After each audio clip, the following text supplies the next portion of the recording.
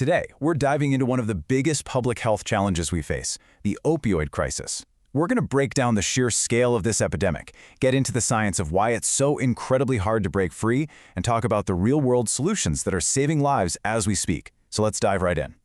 First, I just want you to look at this number, 80,000. That's roughly how many lives are lost to opioid overdoses in the US every single year.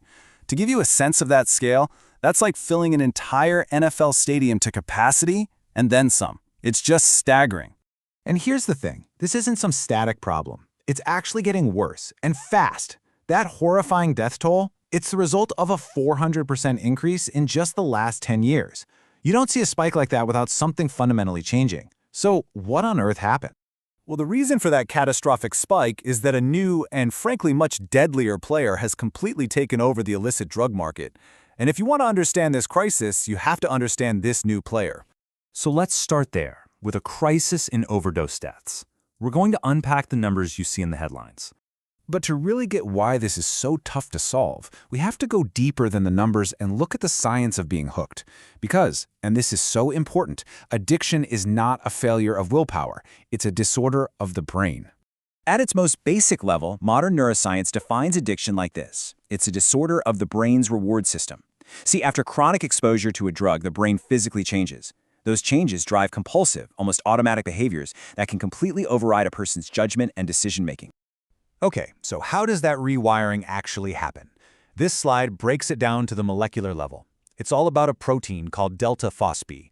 Think of it like a light switch. Every time an addictive drug hits the brain, it flips that switch on. The problem is, this switch is really slow to turn off. So, with repeated use, delta phosphate just builds up and up until the switch is basically stuck in the on position.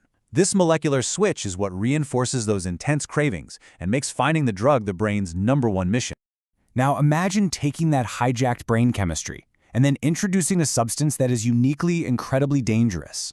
That brings us to the real game changer here, fentanyl, the synthetic opioid that is fueling this entire crisis.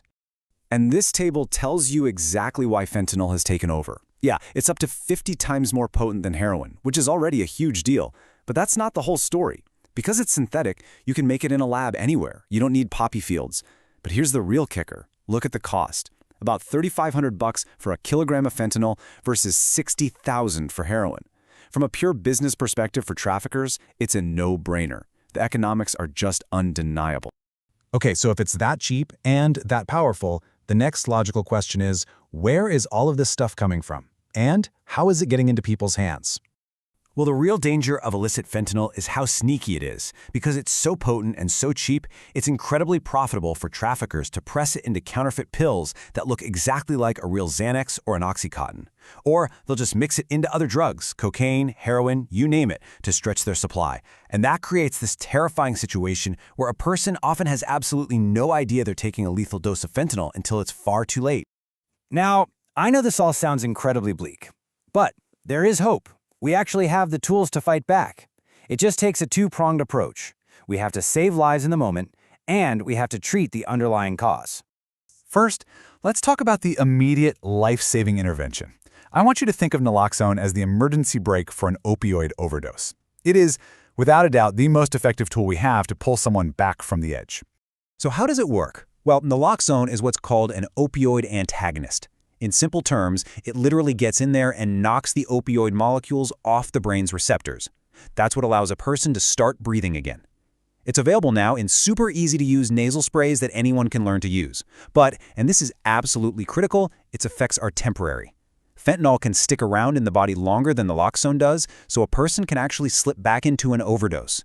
That's why the final, most important step is always to call 911. Pulling that emergency brake saves a life, but it doesn't fix the car, right?